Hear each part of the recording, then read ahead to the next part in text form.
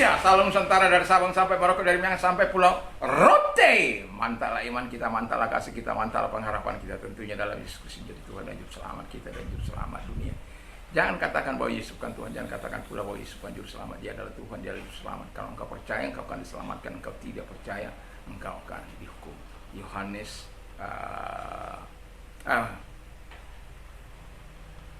3 ayat 36. Yohanes 1 ayat 14 ayat yang ke-6, akulah jalan dan kebenaran dan hidup, tiada seorang sampai kepada Allah kalau tidak melalui aku. Mantap. Dan Petrus mengatakan dalam salah 4 ayat 12, dan keselamatan tidak ada dalam siapapun juga selain dalam Dia Yesus Kristus, karena di bawah kolong langit tidak ada nama lain yang diberikan kepada manusia yang olehnya kita diselamatkan. Haleluya. Dan juga saya mau katakan kepada kita dalam Kisah Rasul 16 ayat 31, percayalah kepada Tuhan Yesus Kristus maka engkau akan diselamatkan, engkau dan seisi rumahmu. Mantap.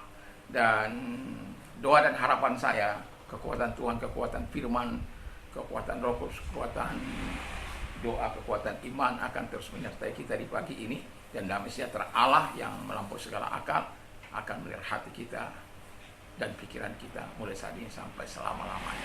Selamat sore ya. Ini sore rupanya. Di sore ini kita akan terus mendengarkan firman Allah. Sebelumnya mari kita berdoa. Terima kasih, kami bersyukur, kami berterima kasih kepada Tuhan dalam nama Yesus. Haleluya. Amin.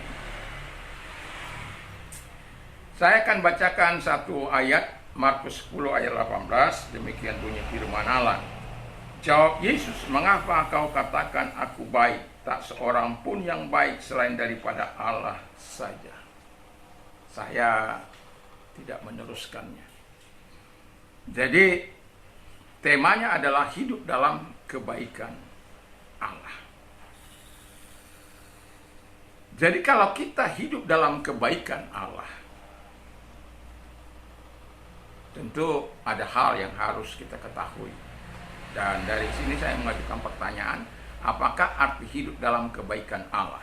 Arti hidup dalam kebaikan Allah menurut Markus 10 ayat 18 dan ayat selanjutnya, ayat yang saya bacakan nanti, adalah 1. Hidup dalam kasih Allah. Haleluya. Jadi kalau kita hidup dalam kebaikan Allah, maka kita harus hidup dalam kasih Allah, karena Allah itu kasih. Allah mengasihi kita bukan dorongan sesaat, tetapi itu dari kasih yang paling dalam kepada kita. Sehingga ketika kita hidup dalam kasih-Nya, Dia mengharapkan kita juga mentransfer kasih itu kepada orang-orang lain yang belum menerima kasih Tuhan itu.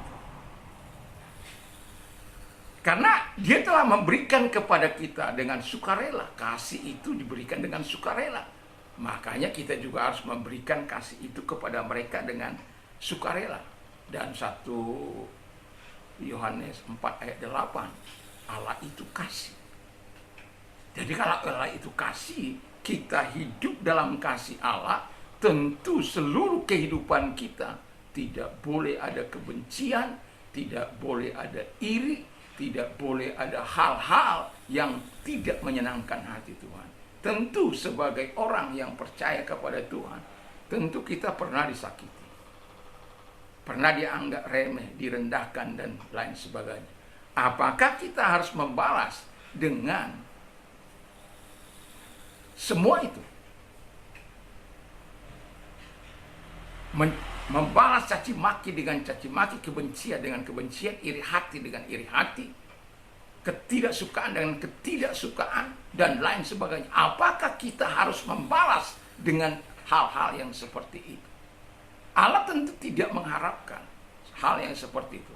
Tapi sebagai manusia yang pernah mengalami masa-masa seperti itu, tentu tidak mudah untuk hidup dalam kasih yang tulus dan mengasihi dengan sukarela karena Allah. Tidak mudah, tapi kita harus melakukan. Bagaimana caranya? Kita minta kekuatan daripada Tuhan, supaya Tuhan memampukan kita untuk hidup sesuai dengan kehendak-Nya. Jangan lakukan dengan kekuatanmu, lakukan dengan kekuatan Tuhan. Yang kedua, hidup dalam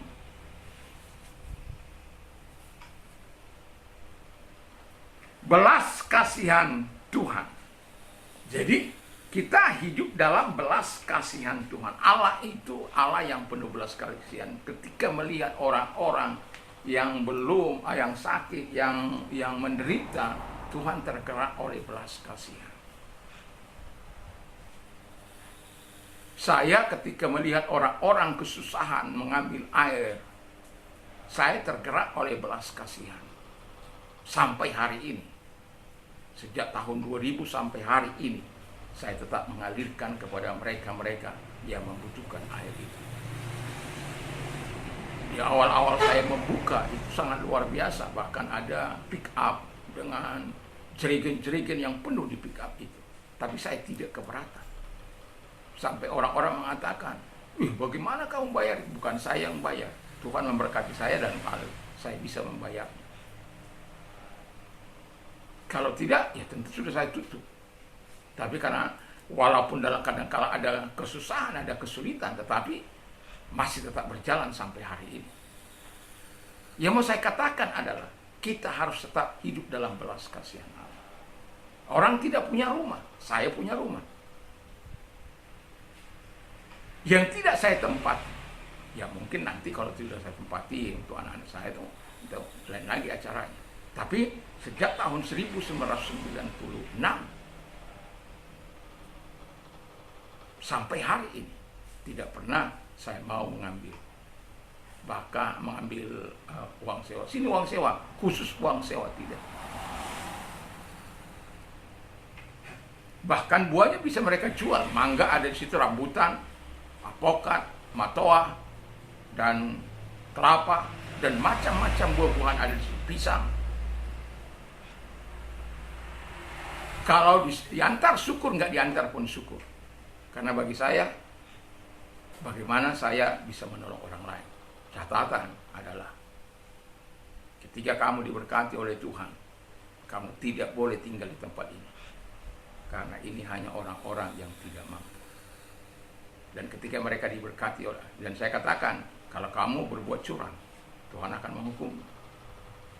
Kau diberkati supaya ada orang yang bisa tinggal lagi di tempat ini. Dan kebanyakan sudah berapa keluarga mereka keluar setelah diberkati, mereka keluar, dan mereka pada akhirnya saya memberikan ke tempat orang-orang yang tidak punya rumah. Jadi betul-betul dia harus jatuh ke tempat, di tempat atau kepada orang-orang yang tepat, dari Muslim, dari Buddha, dari Hindu, Muslim, Kristen, siapapun. Saya tidak memandang agamanya. Tapi yang jelas saya katakan bahwa belas kasihan itu harus sampai kepada mereka. Dan kalau mereka sudah diberkati, mereka tidak boleh tinggal. Dan saya bersyukur bahwa mereka ingat akan janji itu. Yang ketiga, hidup dalam kemurahan Allah. Tuhan itu baik bagi semua orang. Kemurahan Tuhan tak terbatas hanya bagi orang percaya.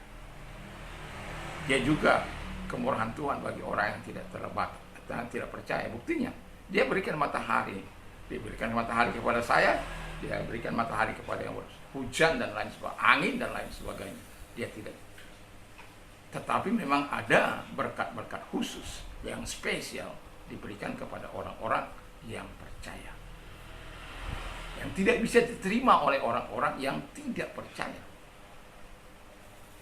Sepertinya damai sejahtera. Kalau engkau hidup dalam dosa, bagaimana engkau mau hidup dalam damai sejahtera? Dosa membuat engkau tidak damai. Dan itu karena Allah berkemurahan bagi engkau. Jadi ada perbedaan antara orang percaya kepada Tuhan dengan orang yang tidak percaya.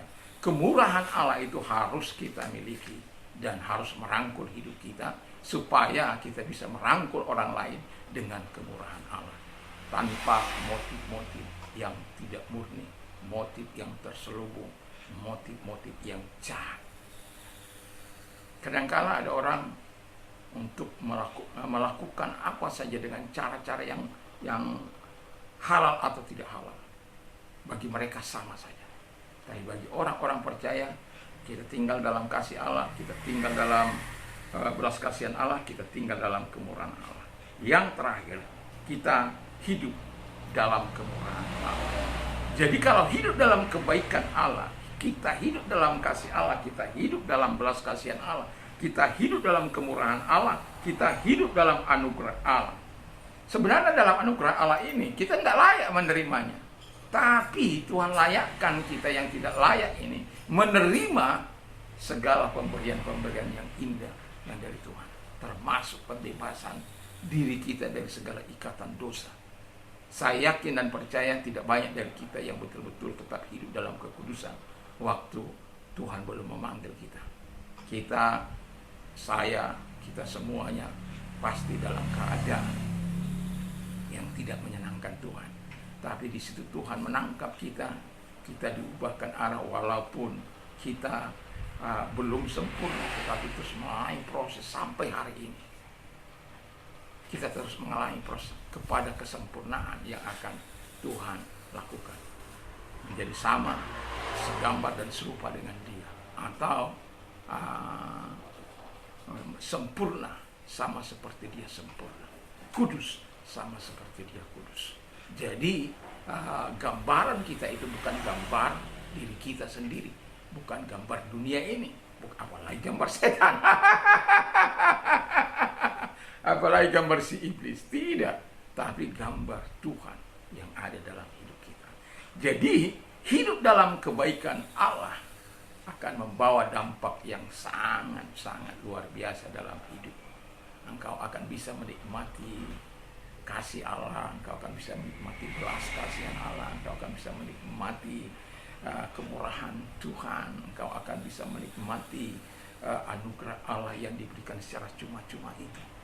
Kiranya kita bisa dibasuh oleh kebaikan Allah, pikiran-pikiran yang tidak baik, pikiran-pikiran yang merusak, dihancurkannya, dan kita dipulihkan untuk melakukan yang terbaik dalam kehidupan kita. Puji nama Tuhan, Yesus memberkati kita. Tinggallah dalam kebaikan Allah, sehingga keempat hal ini akan menjadi hidup kita, yaitu tinggal dalam kebaikan Allah, tinggal dalam kasih Allah, tinggal dalam belas kasihan Tuhan, tinggal dalam kemurahan Allah, dan tinggal di dalam anugerah Allah yang limpah itu. Tuhan Yesus memberkati kita.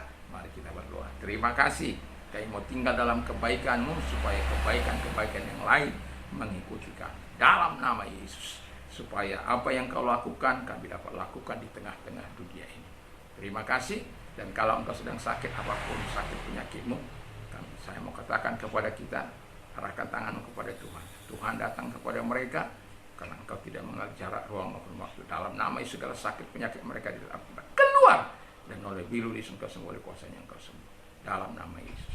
Terima kasih, kami juga berdoa Tuhan, agar Engkau Allah membebaskan mereka-mereka yang punya utang piutang. Sudah banyak yang Kau bela mereka-mereka yang hidup dalam keterbatasan mereka, hidup dalam utang piutang mereka, beban berat mereka, dan Engkau menolong dengan sempurna, karena Engkau memang penolong yang sangat sempurna. Terima kasih, kami bersyukur dalam nama Tuhan Yesus. Kalau engkau orangnya, arahkan tanganmu kepada Tuhan. Dengarkan firman Allah, Pak. Yesus sudah berkata, marilah kepadaku hai kamu yang letih lesu dan beban berat, aku akan memberikan kelegaan bagi beban berat apapun yang kau miliki, serahkan pada Tuhan. Dalam nama Yesus Kristus, segala beban yang mereka miliki kami serahkan kepadamu Tuhan, dan Engkau Allah yang memberikan, menjanjikan kelegaan bagi mereka, karena Engkau mau menolong mereka, memberkati mereka, melakukan mujizat pertolongan kepada mereka. Dalam nama Yesus, haleluya, amin. Puji nama Tuhan, Tuhan Yesus memberkati kita. Biar segala kebaikan Tuhan, kemurahan Tuhan senantiasa menyertai kita. Haleluya. Dan di sore hari ini kalau kita mau beraktivitas, silakan beraktivitas. Tapi kalau sudah malam kita mau tidur, jangan lupa untuk membaca firman Allah, dan kemudian memperkatakan firman Allah. Ingat, iman timbul dari pendengaran firman Kristus. Ya, kalau Anda ingin berdonasi, ada nomor-nomor di bawah ini. Kiranya Tuhan Yesus berkati. Mantap, mantap, mantap.